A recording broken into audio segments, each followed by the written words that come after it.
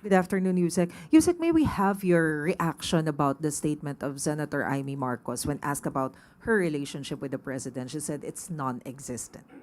Your comment. Yes. Immediately after the Uplift Committee meeting, I approached the president and asked about this comment or statement of his sister, Senator Amy Marcos.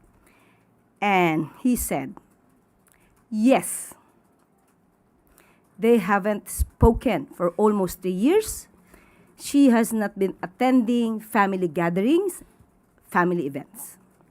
So yun po ang sagot ng Pangulo. Sorry ma'am, ano pa ako, usyoso pa ako. So what was the reason? Bakit umabot ng ganong katagal yung hindi raw pag-uusap of the President and Senator Amy? Tanungin niyo po siguro si Senator Amy dyan dahil sa Pangulo po ay wala po siyang masamang anumang damdamin sa kanyang nakakatandang kapatid. Last na lang ma'am, but can you please describe the reaction of the President? Like, how does he look when you asked about his relationship with his sister? Paano ko ba i-describe yung kanyang reaksyon? Bago siya kasi sumagot, ay pinag-isipan niya talaga.